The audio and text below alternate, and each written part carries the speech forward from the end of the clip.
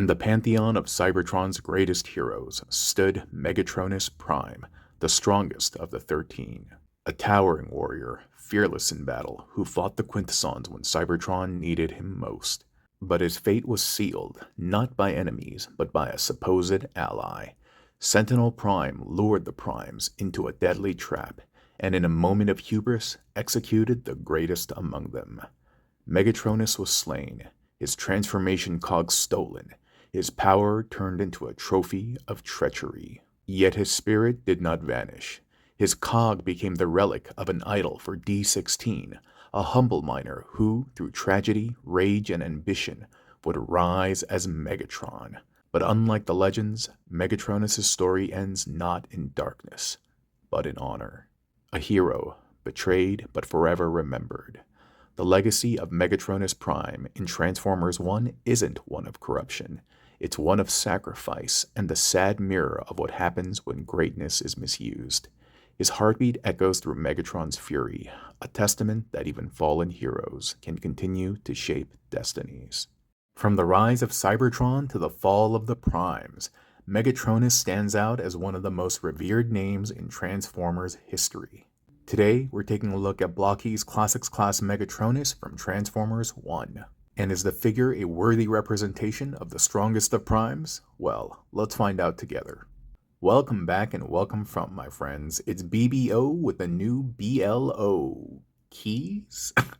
Alright, that kind of sucked. But if you've been following Blokees Classics Class, you know that these figures are designed to celebrate iconic Transformers across various generations. And with the release of Transformers 1, Megatronis has entered the spotlight. The build process is super smooth for a figure this detailed, and we're going to assemble him together later in the video, but for now, let's check out the aesthetics and articulation. Color scheme. Spot on. Vibrant purple highlighted by regal gold offset by a muted black. And just in terms of pure aesthetics, man, he is a proper representation of Transformers 1's Megatronus Prime. His design is almost like an amalgam of all of our favorite Decepticons, almost as if they were manufactured in his image. He possesses Megatron's fusion cannon, Starscream's wings, Soundwave's face, and Shockwave's paint scheme. Okay, perhaps that's all a bit of a stretch, but it's fun to lorecraft, right? But let's move on to articulation, and man, this new Classics class, it is something else. As if they weren't impressive already, this newest iteration sports a brand new drop-down joint system in the elbows that allows for a more impressive bend, an upgraded waist that now features a ball joint, swing-down hips for greater mobility, and a double knee joint allowing the deepest of bends. Truly, the presence and respect that this figure commands is unmatched in the Classics class, and I genuinely mean that. And as part of the Classics class, he has an LED-powered soul block that shines the light of a spark through his eyes, replaceable hands for better posing and expression, and the following armaments to aid him in his battle against the Quintessons.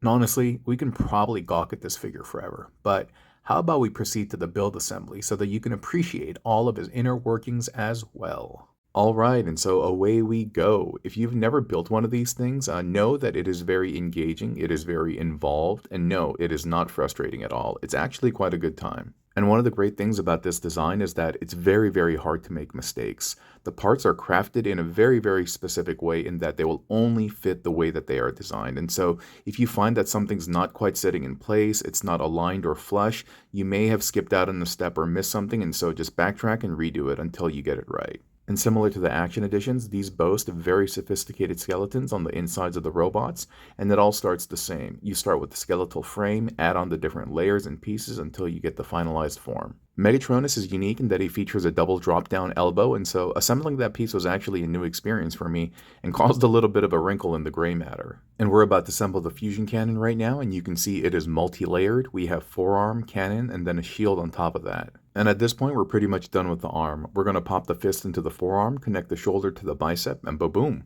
Okay, moving on to the chest, and we're going to start with a soul block. We're going to add that stud, that gem in the middle like an arc reactor, and then we're going to start layering on the bits. The inner armor goes first, and then the purple and gold exterior will go on top. And what's great about the build assembly process is that you get to appreciate all the beautiful sculpt work that's done on the inner frame that you'll never actually see when you put it together, but still, you get to experience it on the journey, and so I think that's pretty cool. There's one part that I skipped over here, and it was because my fat fingers were preventing me from assembling it well on the camera, and those are the hips. In previous champion class figures, you did have a drop-down hip, but it was all connected together, and so it was all or nothing. But in the new versions, each of the hips can swing down independently, giving you a lot of range of motion swinging forward and backward. And you can see the torso coming together here, and that's a very, very satisfying feeling. The wings will hinge together via friction. Just find the right place to notch it in, and you're going to make 2 of those, and afterwards you'll plug both of those into the back. In my headcanon, I like to think of Megatronis as an amalgam Decepticon deity, meaning he possesses all the different pieces of various Decepticons,